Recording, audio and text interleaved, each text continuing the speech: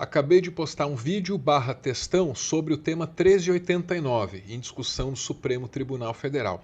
Para compor esse vídeo, eu assisti uma audiência pública que ocorreu no STF no dia 6 de outubro. Vi lá várias participações, diferentes teses a respeito do tema, que em geral é sobre precarização, pejotização, e uma das participações me chamou muita atenção, da doutora Valdete Souto. Uma coisa assim brilhante, mas que eu não pude encaixar na íntegra no vídeo, né?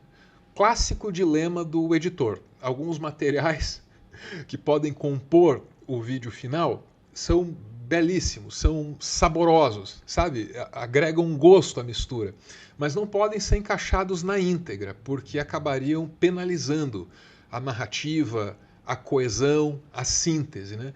Mas sempre fica, nesses casos, um sentimento assim de caramba, eu queria mostrar isso aqui para alguém. E é por isso que eu estou aqui, para mostrar para você a participação da doutora Valdete nessa audiência pública que discutiu, vou chamar de precarização no STF. A senhora Valdete Souto Severo, que é pesquisadora do programa de pós-graduação em filosofia da Unicamp.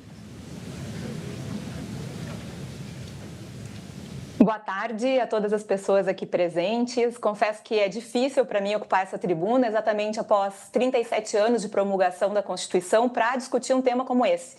É com tristeza, portanto, que eu ocupo esse espaço, figurando entre uma maioria de homens e de pessoas brancas, algo que precisa ser registrado. Estou aqui representando a Universidade Federal do Rio Grande do Sul, na qualidade de professora de Direito do Trabalho, para me somar aos que já referiram que esse tema é um divisor de águas. Divisor de águas entre o que historicamente se consolidou como Estado liberal, em um país escravista e colonial como o nosso, e o Estado social proposto pela Constituição da República. Por muito tempo, tempo demais, o discurso oficial do Estado permitiu que o trabalho fosse escravizado. Até agora, a superação desse discurso foi apenas parcial, basta ver os números sobre escravização contemporânea. Ainda assim, a Constituição deu um salto, alterando profundamente o discurso do Estado. E embora essa alteração sequer tenha alcançado toda a classe trabalhadora, fato é que a discussão sobre o tema 1389 se inscreve nesse mesmo espaço de negação ou de reconhecimento da ordem constitucional. De forma dialética, portanto, permite que o STF dê o passo necessário para que a proteção social se efetive para todos e todas as trabalhadoras. Por isso também estou aqui movida pela esperança de que as vozes que aqui se somam para reivindicar democraticamente que o tema 1389 seja rejeitado por essa casa encontrem eco. Não estamos discutindo aqui se as pessoas contratadas como se fossem empresas têm ou não direito de ser CLT. A CLT é apenas um símbolo sem dúvida muito importante, mas que ao longo do tempo se tornou também um símbolo de sujeição, não por aquilo que estabelece, mas pelo que ocorre na prática das relações de trabalho. Daí porque é possível entender que alguém contratado como se fosse uma empresa tem a impressão de que isso lhe confere maior liberdade porque escolhe, por exemplo, quando começa a jornada. Mas veja, ministro Gilmar Mendes, nada na Constituição ou na CLT impede jornada flexível. Esse nunca foi o critério para o vínculo de emprego. O critério é a dependência e a dependência jurídica. Isso já foi dito aqui. Nada na CLT ou na Constituição autoriza a conclusão de que direitos trabalhistas devem ser alcançados apenas a hipossuficientes. Essa palavra é terrível, ela deveria ser excluída do vocabulário do mundo laboral. A condição financeiro-técnica de quem trabalha não é relevante no texto da Constituição, que explicitamente reconhece que a proteção social interessa a toda a sociedade. Essa também é a compreensão do direito internacional, especialmente das recomendações 198 e 205 da OIT, que já foram também referidas aqui.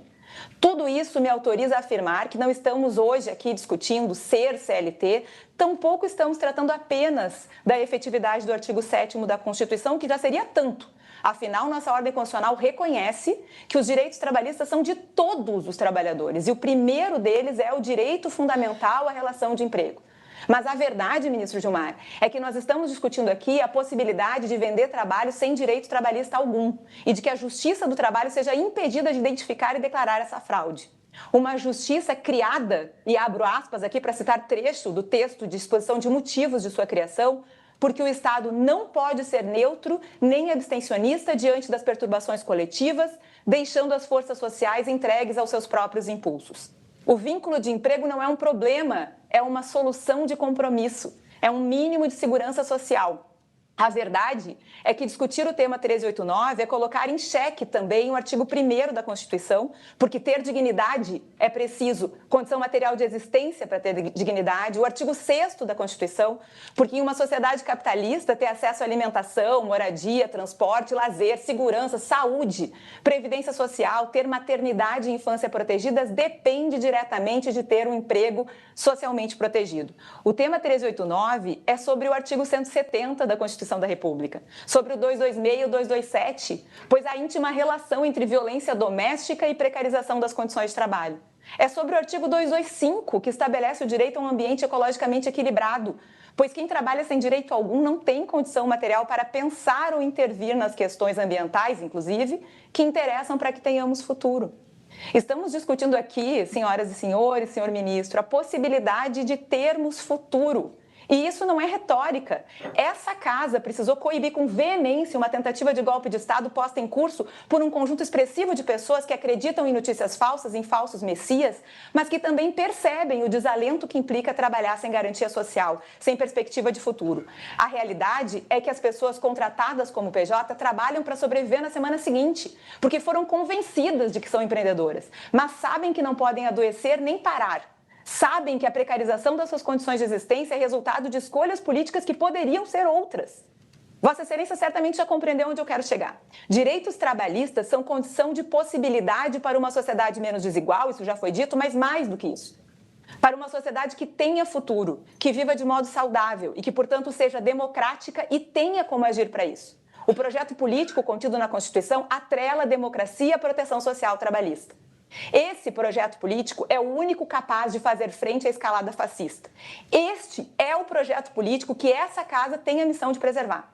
Por isso eu vou encerrar lembrando o voto, um trecho do voto da ministra Carmen Lúcia na sessão em que foi aceita a denúncia contra um ex-presidente da República, em que ela disse: a democracia existe quando há segurança social, pois é exatamente isso que nos dá alguma chance de fazer da vida uma aventura com a possibilidade de ser feliz.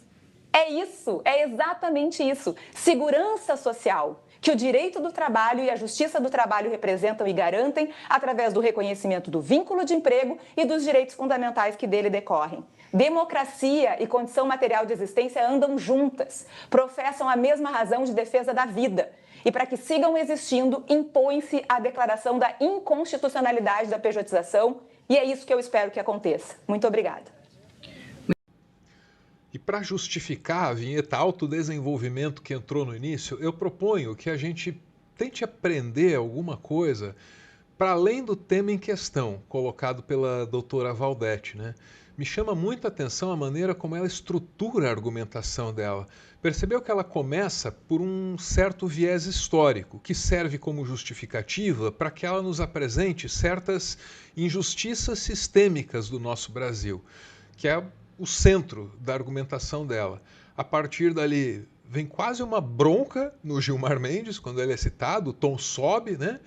E ao final você tem ela encerrando num astral muito bom, mencionando a decisão da Carmen Lúcia. Então é uma participação que, para além de conter uma argumentação sólida, tem uma certa montanha-russa emocional. Eu vou ter que olhar isso com muita atenção para entender o que a doutora fez ali, viu? Mas considerei esse um discurso efetivo e também, por que não, cativante. Até me faz lembrar sobre o princípio do tensionamento e distensionamento que os estudantes de comunicação aprendem logo na graduação e aplicam sobretudo no telejornalismo. Pode reparar que os telejornais alternam notícias de acordo com aquilo que elas nos fazem sentir, de maneira que, por regra, telejornal nenhum termina com alguma coisa que te faça querer, sei lá, morrer logo na sequência, sabe como? Então o telejornal pode abrir com os piores crimes de corrupção em Brasília, pode passar pelos dramas da segurança pública em São Paulo, mas vai terminar ou com o futebol, ou com quem resgatou o cachorrinho. Não sei se a doutora Valdete está ciente da técnica que ela está usando, mas que ela está usando, ela está. E muito obrigado por me ouvir até o final. Espero que a fala da Valdete tenha surtido em você o mesmo efeito que surtiu em mim. Porque para mim fez bem, viu? Valeu!